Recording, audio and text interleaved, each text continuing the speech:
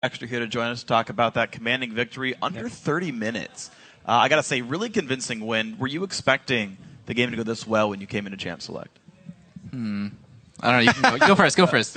Actually, the second I saw picks, we had Braum, Yasuo, Twitch. We never showed something of this like before, but we practiced those champions. But we are always slow to show the champions. But the second we locked, like the second I had Elise, and we got Braum, Twitch, and Yasuo mid, and I was like, okay, we practice so much on these champions. This is like basically free.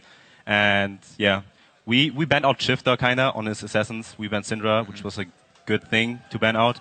And yeah, as soon as I saw all champions locked in, I was like, okay, if we just don't feed early game, we will win the game for sure, 100%.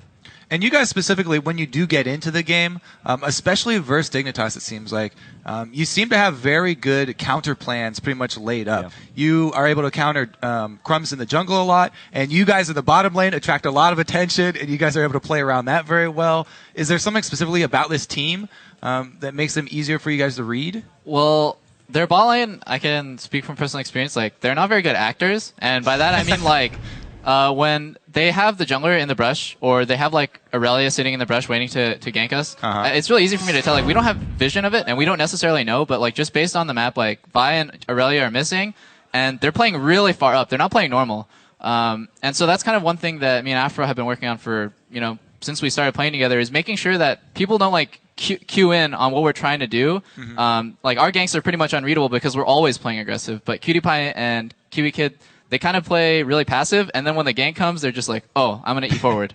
So this gank that you're talking about, we actually have a replay of it. Yeah. Let's get that up on your guys' screen here. Now, I also, before we play it, I want to ask you about Seraph's communication of this, because he is the top laner up there, and there's been a lot of discussion about, you know, that signal there. He's calling out right now, hey, Zion's not here, like, be worried, or what? No, I think it was Peter Doublelift's call. He was like, okay, their bot lane is playing really aggressive. 4 men are here, 100%. He called it like 20 or 25 seconds in advance. And he's like, all right, I'm going to come in bot lane and we're going to counter gangsters. And yeah, like I said, they're not very good actors. And we knew that there are 4 people there because Aurelia was missing for like 30 seconds top lane. And yeah, we just... Yeah, like previous to this, like PewDiePie had E'd forward on me and he just like did it again. And I'm like, all right, we just need to TP in. It's such a choreographed gank right here. And so, you know, I tell Seraph, get your TP ready when this comes. And Dex is already in position to counter it. And I think as soon as they see 4 people on a TP coming in, and like even Link comes because it's so easy to read, they just kind of back up. They're like, oh god, we've made a mistake. And their bottom lane kind of never recovered from that point on. Yeah, it seemed to be rough the whole time. The thing is, I know PewDiePie, or at least throughout history, he's been a player who's been sort of a recklessly aggressive player, just kind of randomly. Has that actually fallen off, which makes him easier to read? Well, the first time he ever E'd forward on me was like 10 seconds previous to that gank. So, yeah, I think he has like spurts of aggression, and I kind of just assume whenever he does that the jungler's there, and I'm almost always right. They're like a really solid bot lane, but their acting skills are not great. So now, after this interview, next time you guys play, he's going to do that all the time. The mind game. Here we go. Yeah. Level 2 of the mind games. Going to jump in on you, and then you'll just run away because you'll be afraid the whole time. Yeah, the other thing is they also spent a pink ward on that gank. They committed so many resources to that gank bottom. Once you turn something like that around, how do you guys as a team say, okay, we got this huge advantage, simple steps for us to take that and make that advantage into, you know, something that's game-winning? Well, it happened at Dragon. We knew that we had an advantage in the fight before and that we don't have ultimates. We really wanted the Dragon because we're in position, but at the same time, we're like, okay, we don't have 1 or 2 ultimates. We can't fight this. We don't want to lose our lead. And if we give it a Dragon, it's okay because we know what their next step is going to be, and we try to counter this. And by this is we just say, okay, we give up Dragon. It's cool. We're still ahead, and we can just fight again if we have our ultimates up, which we did in the mid lane. And that resulted in the Baron and another catch, actually. And from that point where we had Baron, the game was pretty much over because we just pushed through, and there was no way of recovering. Well, you just prepped the next replay really well then, I guess. Yeah, you can pull that up on your screen. If you know, Dexter, you just talked about it, so Doublelift, if you want to talk about why this mid one went so well. We had just given up a Dragon because we were waiting for ultis, and then right here, Afro's counting down. I have ulti in 5, 4, 3, 2, and then we're like, all right, we're going. Like, your ulti's up, let's go. And they just kind of overcommitted because they're so desperate to get back in the game that they commit 5 people to hit this like 1 HP tower, which is not necessary. And then at this point, Afro goes in, he has great shield and a great ulti to kind of zone them away from their escape path, and they don't really know what to do. And me and Link flash the Ori ulti here, which lets us just clean up really easily. Yep. And one of the greatest things about playing Lulu and Yasuo together is just like the conjunction of like the speeds, the slows, and Yasuo's mobility, it's really easy to pick off people after they mess up. And then this is just free. Like, we know that they're coming in. Everything is warded, so I'm just like, all right, I'm tilting on Shifter. I don't really know what they're doing. They should actually just be pushing mid right here and trying to get something out of our Baron. And that was just really good. That tornado ended up knocking PewDiePie out of his dash. So Link's a beast. Yeah, Also got. it worked really well. Actually, I want to sort of talk about Link a little bit more because you had a push that ended the game basically, where he like flashes, dashes through 4 minions, goes to an inhibitor turret, and like afterwards like I got you, and like dives in afterwards. Like, does Link just say I'm going in, follow me, and you just respect the call? No, we planned those things 1 minute and ahead. Like we were okay. Orianna has no flash. All we have to do is we have a Baron. We have such a huge advantage. We have Yasuo, Wind Wall, and Braum Shield.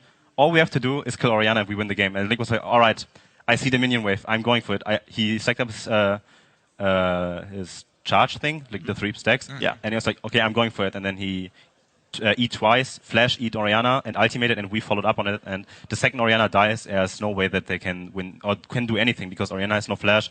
She literally had 0 armor, and even then, we just have too much follow-up damage from our team comp, and we have too much tankiness. And the team comp that we played was just all around 10 times better than their team comp.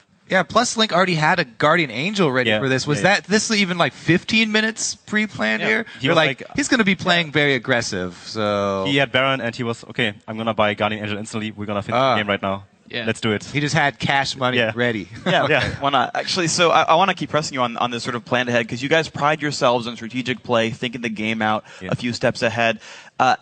Does that also play into, like, for example, when you're jungle ganking, like when you go into champ select, you're like, their Yasuo needs to get fed or they're going to lose the game. Like, does that sort of dictate what sides of the map you play on? Like, how much does it play into even at the start of the game? It's really hard, especially in this game. I knew that we knew that Scrum's gonna start red buff, and he actually did a really good move there when he walked down to Dragon. It was at 3 minutes. I was like, okay, I'm gonna E over the wall. I knew that they tri-warded, the tri-wash was warded, and I knew that if I gank through this pass with the repel over the Dragon, there's no ways I can escape the gank because we knew what they're gonna do. And I was like, okay, I'm gonna repel over the wall to Dragon, and with a Braum, we're just gonna kill them, double kill. And yeah, he countered that move. Like he warded there, he walked there at 3 minutes, which is really uncommon because usually the Vi is just farming the jungle. And I didn't really expect that because if he wouldn't have done that, the bot lane would be over for sure. We would have double killed them. Yeah, and I think it was really important this game for me to get ahead, or for me and Afro to get ahead. And we had like a lot of successful ganks bottom lane, and that's like super important because then I can win the other lanes. So like Seraph got his tower taken, he was getting spam ganked. But it doesn't really matter because Aurelia can never, ever CS. Because anytime she does, I'm just going to stealth up on her and kill her. And like one time she was even sitting in the brush, patiently just like trying to get XP, and I still killed her. So once Twitch gets ahead, you're pretty much going to take control of the game and win the solo lanes. So no matter how bad they're doing, and Link was doing really well, but I still like managed to blow Ori's flash. Yeah, you did talk a lot last time you picked Twitch as well about ganking solo lanes in the mid game. Do you feel like with the new patch you have more options as an AD carry? Or less options? Well, honestly, I'd always built this build. Even on 4.9, I always went Bork and a Ghost Split on Twitch because I feel like Twitch is a champion where once you get ahead, it's not about split pushing, which is what I like to do, but it's not the best thing to do anymore. I don't care about CS. As soon as I take the enemy AD carry's tower, I'm just going to be killing everyone on the map. Yeah, as far as what AD carry champions, though, do you feel like any new ones have opened up, or do you feel like this is kind of closing I think that I was like wrong with my initial impressions with Lucian because I never thought to. Well, I did think about going Bork and a Ghost Split on him because he's like my second favorite champion, but I never thought it would be as effective as it would be on Twitch, and I was wrong because Lucian's kit is so strong. He can build something like that and just like melt people. Yeah, seemed to work out really well for you guys. So now, basically, we're 1 game away for now 2 weeks in a row. Every team going 1-1 in the week. Is this like North America like having really absolute parity, or like are people being really inconsistent? Especially us, I think we had like the worst week of practice behind us, pretty much, and we should be really happy that every team went 1-1 because we might as well just go 0-2 this weekend and we would have dropped the rank for sure. Wow. I expected to go 0-2 after this week of practice, and I'm really, really, really happy that we got 1-1 and we are still tied for first place because basically nothing happened. And yeah, we just have another week to prepare for a Super Week next week, and yeah, this is where all counts. And we took out like a rank 1 team right now with Dignitas. We won against them, which was really important. And yeah, I think this week was more important for us than for anyone else because we had a really rough week of practice behind us. I think right now, out of all times, is the worst time to be looking at standings and trying to use that to see which team is better than another team. Because like people will look at the standings, they'll say, oh look, Complexity or EG, whatever, at the bottom of the standings, and that means that they are worse than Curse or whoever is in the middle of the standings. And right now, especially just because of the new patch and because everyone's stepping up super hard, it's like I think Complexity and Curse and EG and just like every team is just about the same. And then there's maybe like a at the top, certain teams trying to claw their way up, like TSM, us, C9, and like Dig and LMQ are still in there too. But standings right now, honestly, they mean nothing. I respect Complexity the same way I respect Curse. Well, cool. Well, guys, of course, congratulations on the win, and I guess better than you expected on the week with the win there. So, guys, thanks for your time. We'll see you for 4 more games next week, but we've got more games today. We're going to take one last break while we patch up the Nexus for our final LCS match, Curse versus Complexity. The summer split continues faster than you can say, Bob's your uncle. Don't go anywhere. What?